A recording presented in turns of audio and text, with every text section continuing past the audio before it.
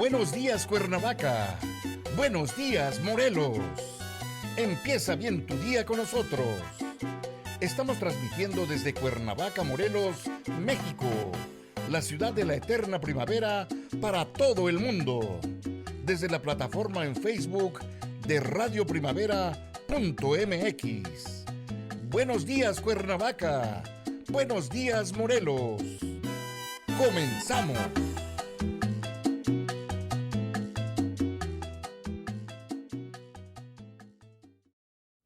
¿Qué tal, amigas, amigos? Muy buenos días. Les saluda su servidor Arturo Aguirre. Bienvenidos a nuestro ciclo Recuperando nuestro Patrimonio Cultural Compartido 2022 en este miércoles 21 de septiembre. Me da mucho gusto saludarles. Y bueno, en este ciclo de conferencias, las misiones jesuitas guaraníes de Chiquitos, Bolivia, con una manifestación cultural muy importante, que a mí me gusta mucho, porque hoy nuestro conferencista va a hablar de la tradición musical barroca en las misiones jesuitas guaraníes en Chiquitos, Bolivia. Y para ello, bueno, pues cedo el uso del micrófono a nuestro anfitrión, a nuestro guía que nos va a llevar por el tiempo y el espacio para hablarnos de este tema tan interesante, el doctor Juan Antonio Siller Camacho. Doctor, adelante, el micrófono es todo suyo. Muy amable, muchas gracias. Un gusto estar en este ciclo con esta conferencia del día de hoy, Tradición Musical Barroca en las Misiones Jesuitas Guaraníes de Chiquitos, Bolivia, dentro del ciclo general Recuperando nuestro Patrimonio Cultural Compartido, Misiones Jesuitas Guaraníes de Chiquitos, Bolivia, en Radio Primavera de Cuernavaca, miércoles 21 de septiembre de 2022. Es un gusto tomar este tema porque es un aspecto del patrimonio inmaterial que estas misiones tuvieron desde su fundación en la formación que los jesuitas tuvieron el cuidado de desarrollar entre las comunidades indígenas, principalmente guaraníes, había otros grupos, en el gusto por la música, en la interpretación, en el conocimiento, el manejo de instrumentos de cuerda y la fabricación de muchos de ellos en los propios talleres de las misiones y en las festividades o en las ceremonias religiosas que se tenían a cabo en las misiones, la participación de los grupos, tanto con danzas, obras de teatro, representaciones, en los interiores del templo, con música, y en los exteriores y en esa gran plaza que servía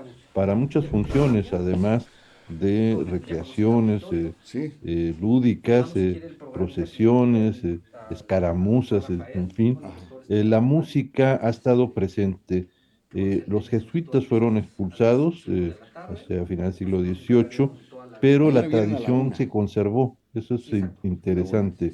Y vamos Ese a grabar. patrimonio entre la Nosotros población aquí y el lo grabamos. gusto por la ¿Quieres que música hagamos una ha transmisión en vivo estado también o no? permanente y vamos a comentar al final de Bueno, la la charla de grabamos y hoy ya, ya le ponemos ahí cómo el teléfono y toda la se cosa. organiza Órale. ¿Cuánto cada tiempo de 2 años, entrevista? y estuvo interrumpido por la pandemia, un festival de música barroca a nivel internacional que reúne a una cantidad de músicos ¿Es de una a y impresionantes de media? todo el mundo y que asisten a este festival en el que Sí. ¿Es eh, bueno este camarada? se toca música Ah, bueno, pues barroca órale. eh, y se hacen estas misiones, es decir, el contexto del edificio, del espacio y de la música en el lugar, pues es una oportunidad única.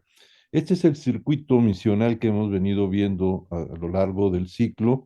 Están ahí Santa Cruz de la Sierra, el actual sede de Santa Cruz el Viejo, San Francisco Javier, esta misión hacia 1691, La Concepción, San Ignacio, Santa Ana, San Rafael, San Miguel, San José, San Juan Taperas, Santiago, San Juan de Chiquitos y Santo Corazón.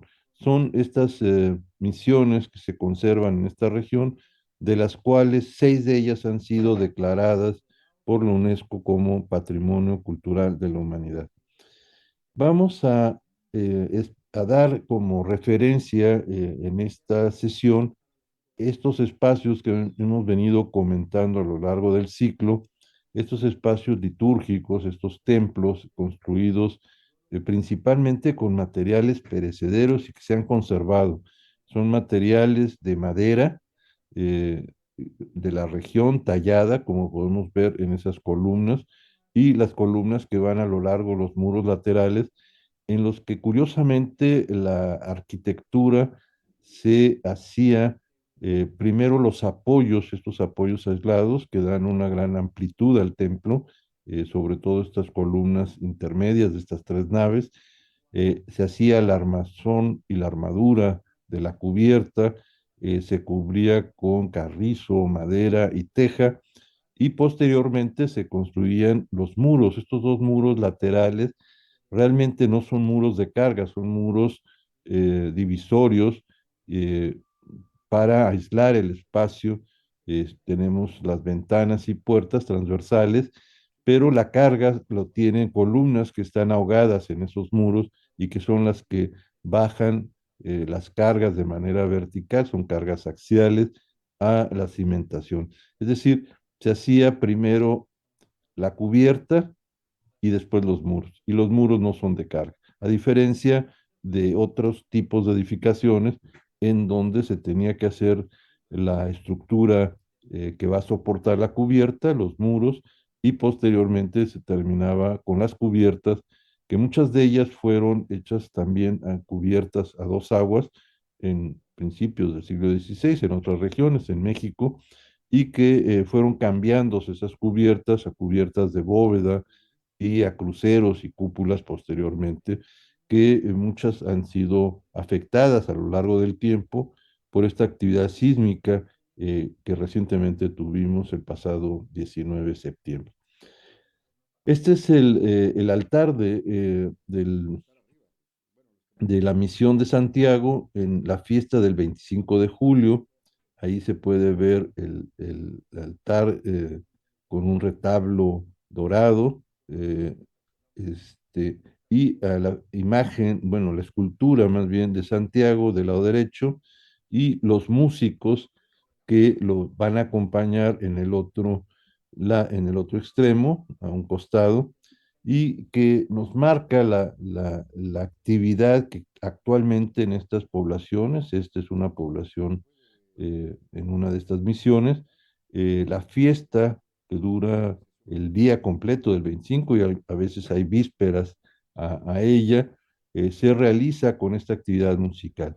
Ese grupo de personas que están ahí al fondo están preparándose para acompañar la celebración de la misa, cuentan con un órgano de gran formato como el que podemos ver, y tanto en este espacio como en la parte alta del coro, lo que se llama coro alto y coro bajo, o sea, el sotocoro o el coro bajo, y la parte alta era donde se ubicaban en estos edificios los músicos, el órgano y los que realizaban cantos y actividades de coro.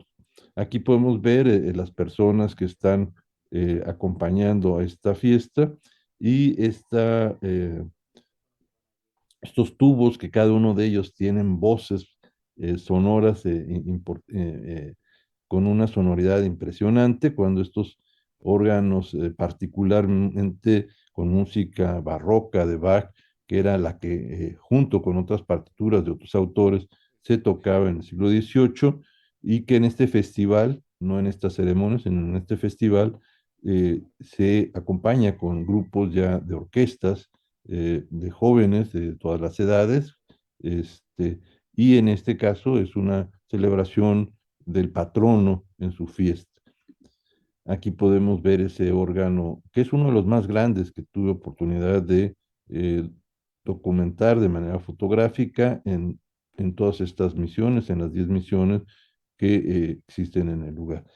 Otra de las sonoridades importantes y que siempre estuvo acompañando a las misiones es la torre campanario. Es decir, estas torres permitían, junto con el reloj solar que se encontraba en el patio de los talleres, al centro. Ese reloj solar marcaba el tiempo de las actividades en la misión. Es decir, se llevaba un registro muy estricto por la propia orden de los jesuitas en la población indígena y desde las primeras horas se hacían actividades en el templo de oración con los feligreses y posteriormente salían a sus actividades en el transcurso del día y lo que marcaba ese tiempo del reloj solar eran las campanas que se tañían de manera diferente para cada uno de los avisos que se dan a través de el código de las campanas y sus sonidos. Y aquí podemos ver viejas fundiciones que no están en la torre de esta misión, sino que las han puesto en el pórtico lateral del conjunto religioso. Y aquí está el campanero, que ese es otro componente muy importante, la persona que sabe tocar las campanas y cada uno tiene los toques correspondientes, pero se puede por la población saber cuál es el campanero que está tocando por la forma expresiva en que las toca. En esta ocasión está este campanero eh, tocando estas campanas y la procesión del templo sale con los danzantes a lo largo de la población haciendo recorridos. Otros de los instrumentos que se acompañan en estas fiestas patronales son instrumentos de percusión, es decir, los tambores, y ahí podemos ver un grupo de personas de distintas edades, desde los más jóvenes que van incorporándose hasta las personas de mayor edad. Y aquí es parte de esa procesión. Vemos ahí a estos personajes que marcan el paso de la procesión con el sonido de los tambores y, y la actividad que se realiza de las danzas a lo largo de las calles de la población en un circuito procesional y que posteriormente regresan con la escultura del propio Santiago al templo y que esta fiesta patronal marca lo mismo en otras de igual manera, en otras de las misiones, cómo se celebran cada una con sus características, sus danzas tradicionales. Aquí vemos a los danzantes con estas mascadas y capas de colores y máscaras de madera pintadas en blanco con estos pómulos rojos eh, y la máscara que es fabricada por cada uno de ellos desde las personas jóvenes hasta las personas adultas, elaboran su propia máscara. Aquí vemos parte de esa procesión, aquí vemos a los que van acompañando con estos tambores el sonido de la marcha, la manufactura de estos tambores con materiales propios de la región, cueros, baquetas, etcétera. Y en otro de los museos, en el de San José, en la misma misión, en otra de las misiones, perdón, podemos ver los distintos instrumentos que eran frecuentes o que eran parte de los instrumentos de cada una de las misiones, los que se fabricaban con fundiciones, en algunas de ellas, no en todas, los que se elaboraban eh, como instrumentos de cuerda o de percusión, los violines, los chelos y las arpas y los órganos también de fuelle eran incluidos en estos conciertos y en eh, estas partituras barrocas. Eh, Una de las arpas, esa que podemos ver, era conocida como la arpa paraguaya. Y en otra parte de este museo se han hecho una recopilación de instrumentos antiguos que todavía se han conservado.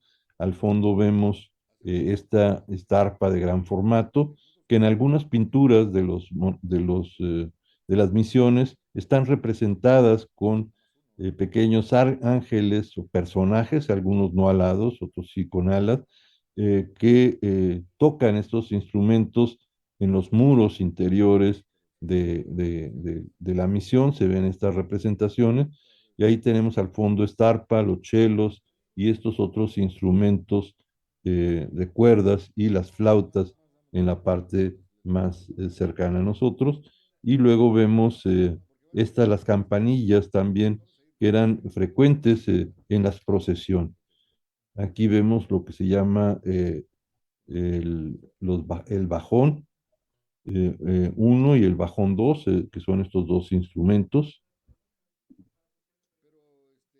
Y en esta otra vemos estos instrumentos de cuerda antiguos, seguramente de la época de los jesuitas, que forman parte de este museo eh, en la parte alta del coro, en donde se exhiben los instrumentos que eran fabricados en este lugar y que eran utilizados por estos grupos indígenas que eh, tocaban en las ceremonias que se llevaban a cabo. Aquí vemos esta arpa que he comentado, como es una arpa de gran formato, de gran tamaño. Aquí vemos las campanillas de carrillón y las violas, violonchelos, etcétera. Aquí tenemos otro tipo de arpas un poco más recientes que se han incorporado como piezas de la colección de este museo. Y estas campanillas que en las procesiones o durante la celebración litúrgica, los monaguillos o los sacristanes eh, participan en los cambios del ritual, en el inicio, marchas, y que son sonidos de campanas que son perfectamente eh, de- eh, tocados por estos grupos en cada una de estas ceremonias. Y aquí vemos la diversidad de estas campanas de pequeño formato, estas de mango, y en una de ellas, de estas misiones, se conserva este órgano antiguo. Podemos ver la decoración barroca que tiene en la madera policromada. Las teclas todavía aparecen ahí, el asiento el organista, y en algunas de las imágenes, esta es otra más del órgano. Ese es el lugar donde está en el coro alto. Ahí se puede ver la ventana coral que da hacia la gran plaza. En este lugar se tienen arpas que seguramente se siguen tocando en alguna ceremonia. Y vemos las pipas, los tubos, al abrir la caja del órgano, cómo están completos y conserva por ahí esta placa de la restauración que se hizo y de la eh, referencia a este bien mueble musical.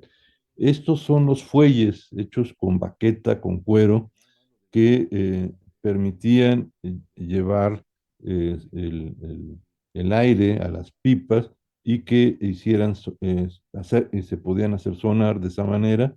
Eran instrumentos en los que uno de los asistentes era el que mantenía activo el fuelle junto con el organillero, el organista, que era el que tocaba el instrumento.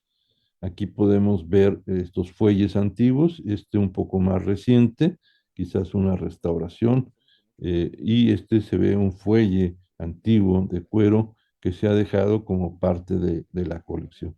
Los atriles eran parte también de los soportes, tanto en el barandal como en este soporte en el que los que estaban coros y cantos podían, o los músicos podían tener las partituras para llevar a cabo la celebración acompañados con esta música.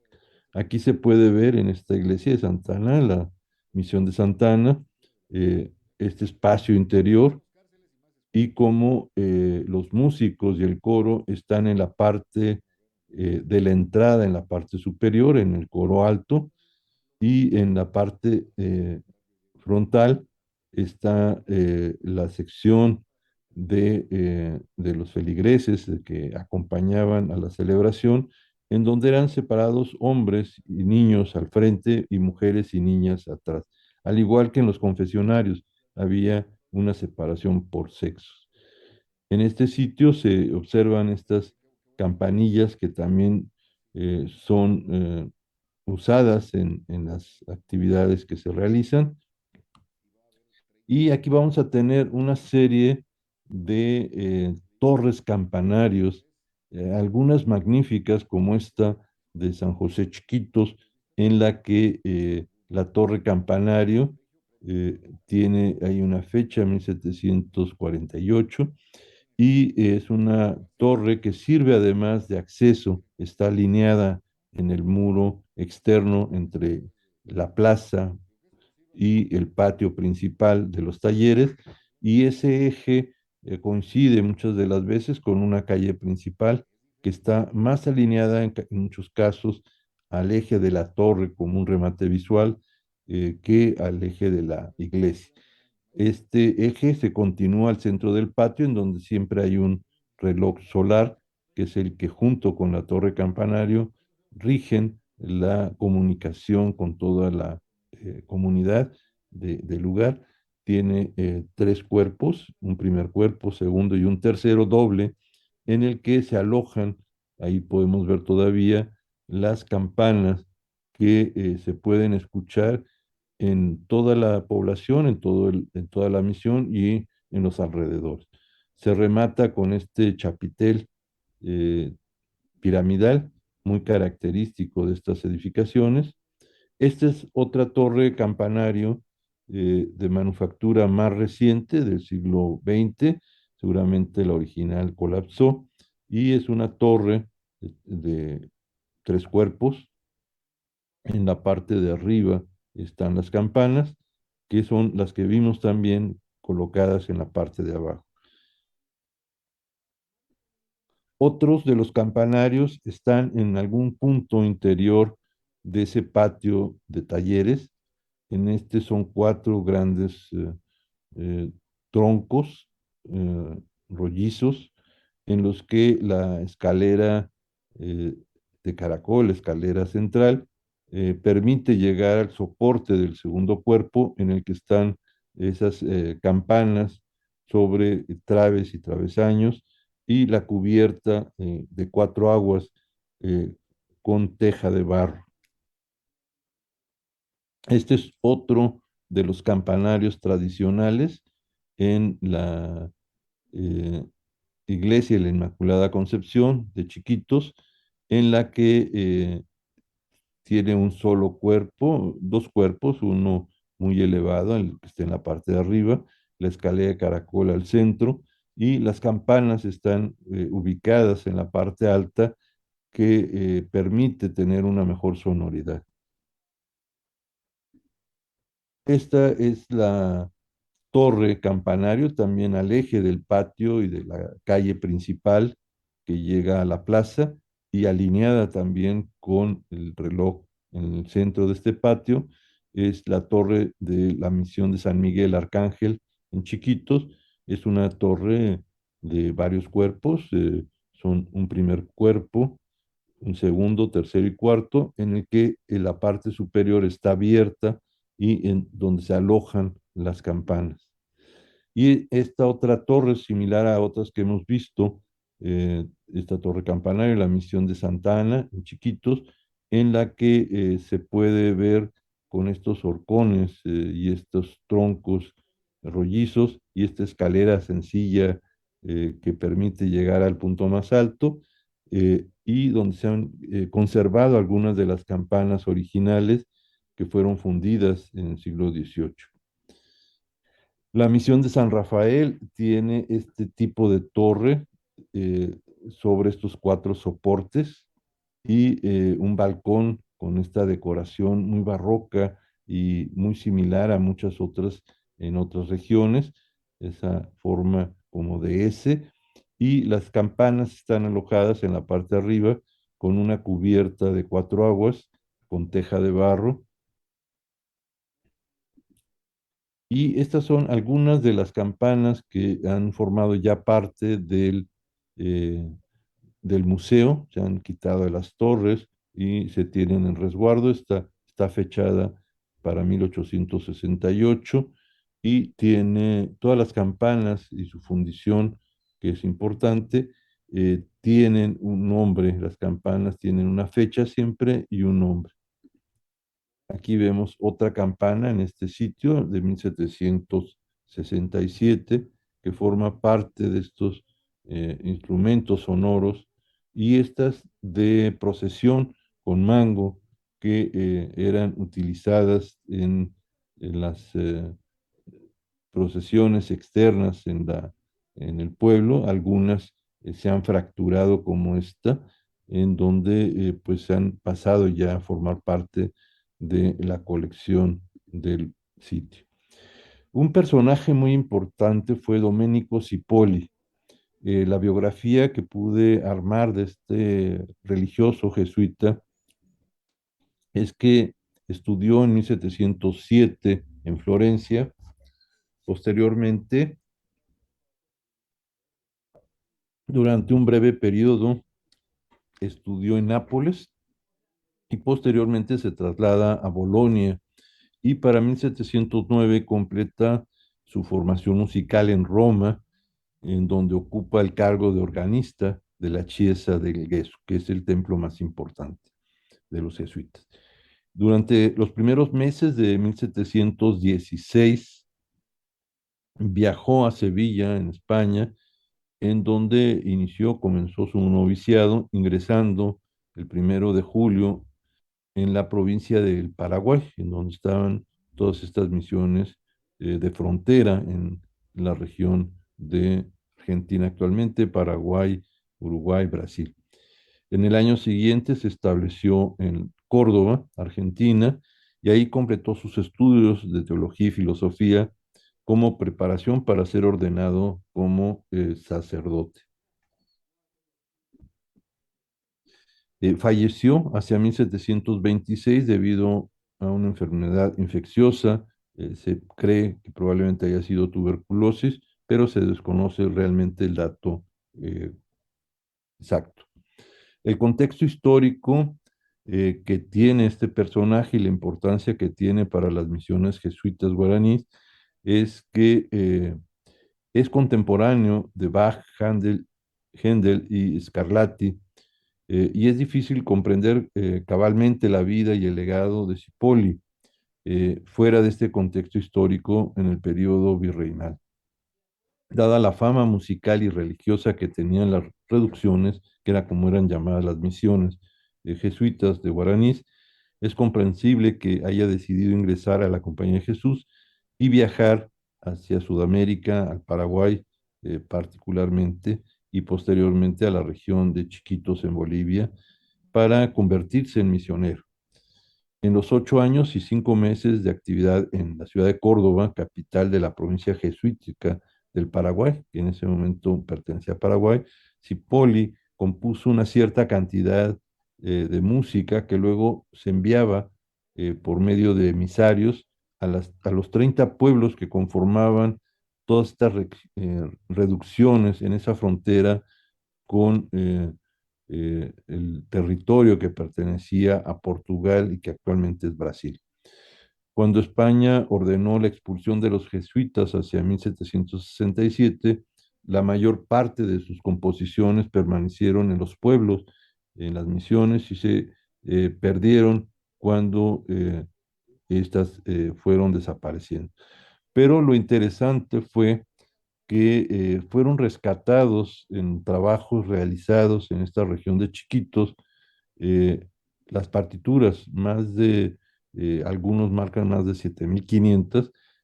Hacia 1941, este musicólogo uruguayo, Lauro Ayestarán, propuso por primera vez que el hermano jesuita Domingo Cipoldi y el compositor italiano que se tenía referencia con el mismo nombre era la misma persona.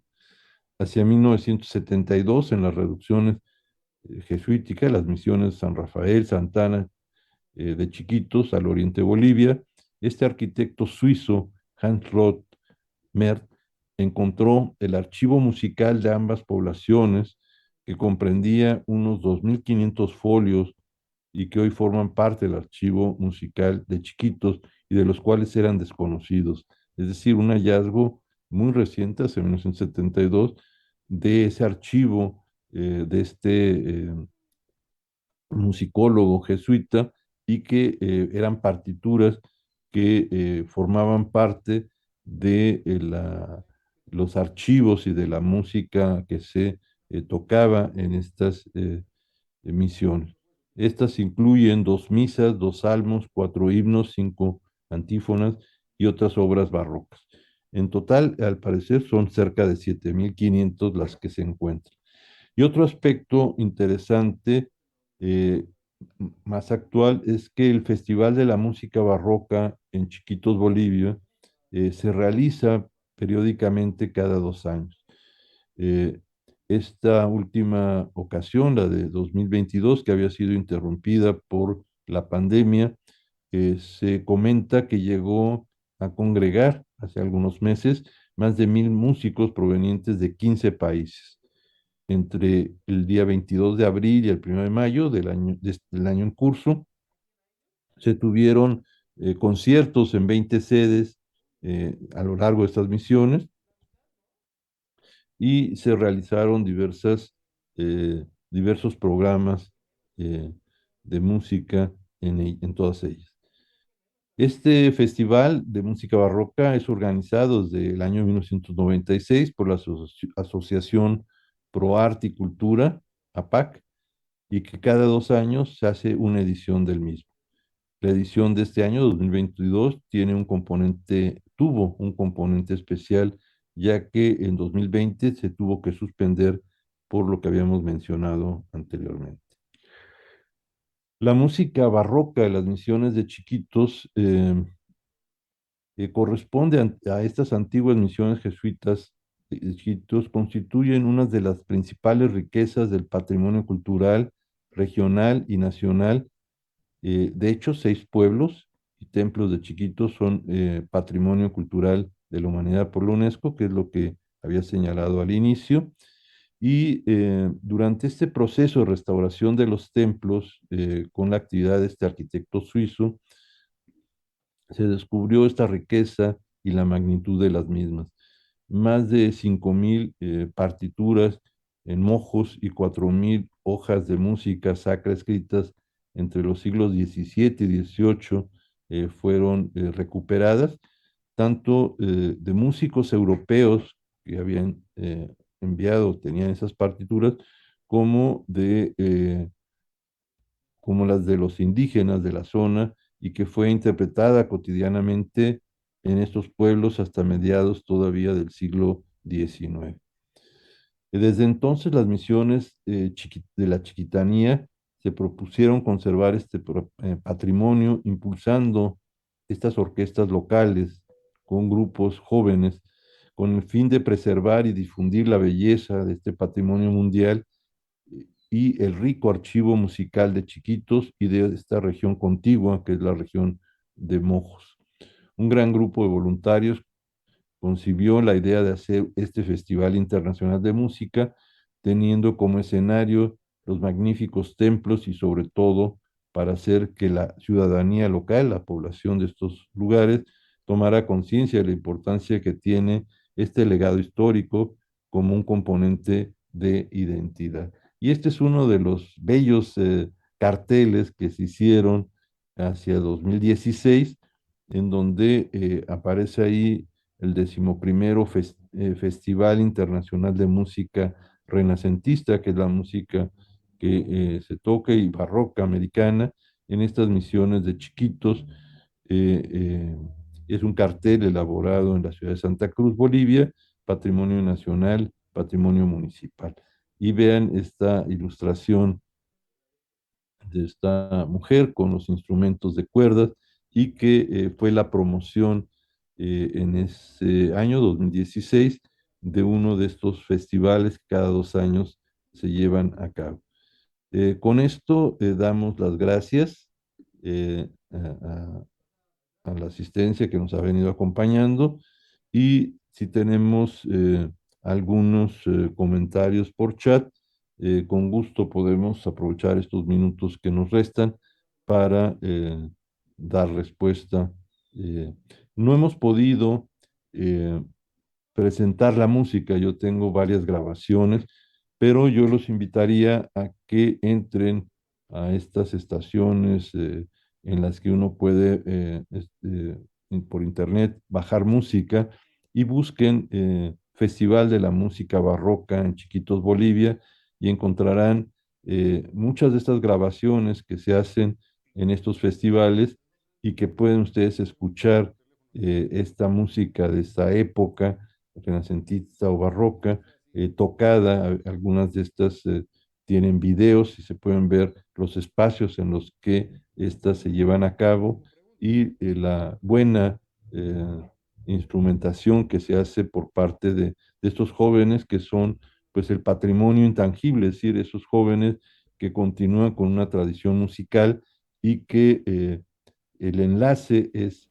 con gentes de distintas edades que van teniendo ese gusto musical por la música de esa tradición barroca de la fundación de estas misiones. Sí, adelante. Muchas gracias, doctor Juan Antonio Siller Camacho, por invitarnos el día de hoy en que se festeja, se conmemora el Día Internacional de la Paz. Y la música tiene mucho que ver con el estado de paz de un ser humano, individual y en colectividad, porque dicen que la música calma hasta las fieras, doctor, y también Exacto. es el lenguaje de Dios. Dicen que cuando el hombre trabaja, Dios está contento, pero cuando el hombre canta y toca música, Dios lo ama. Y Sí. pues muchas gracias por llevarnos en este espacio. Gracias por compartir también los lugares donde pueden entrar, porque bueno, no la podemos poner porque ya saben ustedes, a veces se limita la ejecución musical en estas redes sociales, pero ya el doctor Siller les dio a conocer los sitios donde ustedes pueden entrar y conocer esta música que, bueno, toca las fibras más sensibles, doctor, porque fíjese que en alguna ocasión decía yo, es que hay músicos muy sublimes, músicos que saben mucho de música, y un amigo me dijo lo siguiente, los buenos músicos no solamente son hombres y mujeres sensibles, sino que son científicos de la música, porque saben qué nota va asociada con un estado de ánimo. Incluso mencionaba, cada nota se asocia con un órgano del ser humano. Y entonces, si nos quieren despertar un poquito la nostalgia o la tristeza, tocan en ciertas notas con cierto instrumento. Y si nos quieren poner en alegría, bueno, con otro instrumento e incluso invitarnos a la cuestión bélica, pues también tocan otro instrumento, doctor. Exactamente, Sí, sí, sí. es un lenguaje musical que toca los sentimientos, toca la percepción que tenemos auditiva, sensorial. Y quiero comentar una experiencia que tuve en un recorrido que hicimos con un grupo de estudiantes en la región de la Huasteca, en Hidalgo, en un convento del siglo XVI, allá en la sierra. Se organizó un concierto con la Orquesta Sinfónica de Hidalgo. Llegó al lugar y por la noche en el templo del siglo XVI, un templo espléndido, eh, eh, tocó esta orquesta integrada con músicos de mucha calidad y escuchar el huapango de Ah, sí, Moncayo sí. en esa región, con ese ambiente, con los instrumentos y en el interior de un templo, se le pone a uno la piel chinita, Claro, es recordar casi una experiencia religiosa. exactamente, decir, creo que el escuchar la música siempre es grato, pero escucharla en el contexto en el que fue tocada, Claro, con instrumentos que se usaron, con partituras que se hicieron por jesuitas de ese momento, le da un contexto histórico diferente. Entonces, escuchar un concierto en el interior de un templo, en uno de estos claro. espacios, es otro significado el que se tiene, mucho más integral que quizás en un auditorio en donde se aprecia la música, pero el contexto es una sala para escucharla correctamente. Así Pero es. el tenerla en un espacio histórico es otra experiencia, ¿no? Sí, doctor, usted me va a disculpar, pero sí quiero que le comuniquemos a nuestro amable auditorio que nos sigue todos los miércoles, ya durante mucho tiempo, que usted nos tiene una sorpresa que me había dicho usted que lo íbamos a comentar hasta las 2 de la tarde en el programa, en otro programa que tenemos en la radio, pero vamos a aprovechar esta oportunidad para que usted nos hable de la presentación de su libro el día de hoy en la sala Manuel M. Ponce del Jardín Borda de Cuernavaca, Morelos. No, va a ser en el Museo Morelense de Arte Contemporáneo. Ah, Museo Sí. Morelos, es entonces el que está El, el Juan mue- el- Soriano. sí, exactamente. Ah, perfecto. Muy Sí, bien. Bueno, tiene espacios muy bonitos, es un museo muy moderno. exacto, Y el Museo Juan Soriano de Cuernavaca. Platíquenos un poquito de exacto. esta presentación, doctor. Pues es un trabajo de un libro que hice haciendo el Camino de Santiago, es decir, ¿No caminando tiene ahí hasta... la portada? Sí, la tengo aquí, se las voy a mostrar. Ah, eso, mire, ahí está. De Santiago de Compostela. 100 caminos y relatos. Magnífico, doctor. Es un trabajo que se hizo durante la pandemia. Muchos pensamos que la pandemia era un momento triste, fuerte, porque no habíamos estado recluidos tanto tiempo, pero cuando uno lo aprovecha con trabajo, con lectura, uno está activo. Y me di a la tarea ese año, el año pasado, de hacer 100 relatos de 100 palabras máximo. Es decir, hacer un relato corto es más difícil que hacer relatos Bien. largos. Entonces podían tener menos de 100 pero no podían tener más de 100 palabras. Entonces, fue un ejercicio de memoria y de recordar y que me tomó el año completo porque a 20 años de haber hecho el primer Camino de Santiago, que he caminado por 20 años, en años distintos, toda España, Portugal y Francia, y en cada uno de los recorridos han sido 1000 kilómetros durante 30 días, promedio de 45 kilómetros por día en estas distintas rutas medievales para Santiago de Compostela y recordar desde 2003, que fue la primera vez que hice el primer camino, 20 años casi, eh, cuáles eran estos relatos, pues fui sacándolos de la memoria, saqué uno por día, lo comentábamos después de la comida con una de mis hijas, era el ejercicio después de comer, comentar un relato, y ella estudió letras francesas en la UNAM,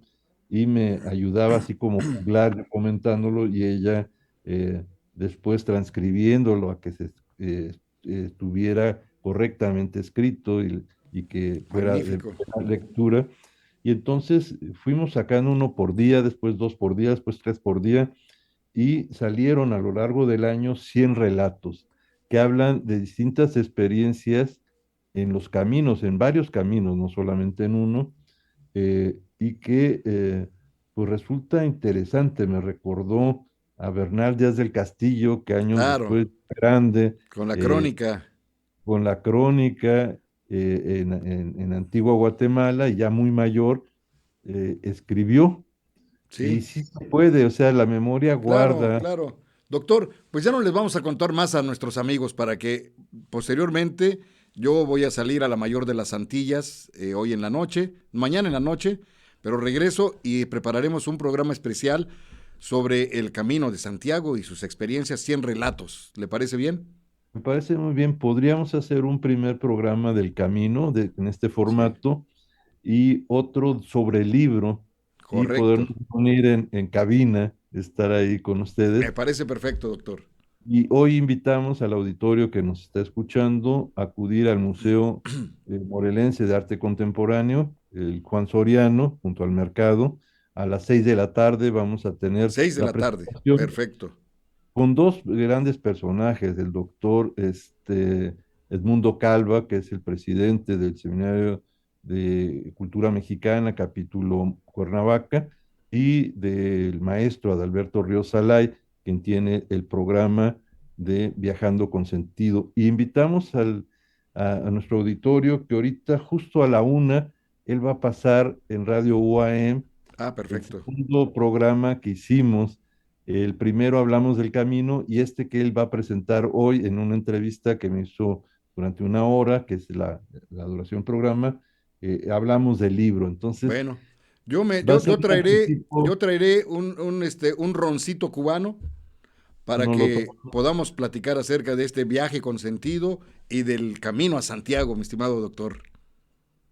Será una buena oportunidad y les agradezco la invitación para hacerlo y los invito a que en unos minutos, si nos quieren Claro, escuchar, claro que sí, Radio doctor. UAM, Ya nos vamos para y allá. la tarde. Muchas Muchas gracias, gracias. doctor. Nos saludamos la próxima semana. Gracias. Hasta luego. Muchas gracias. Hasta la próxima semana. Ya nos vamos, pero recuerda, estás en radioprimavera.mx. Buenos días, Cuernavaca. Buenos días, Morelos.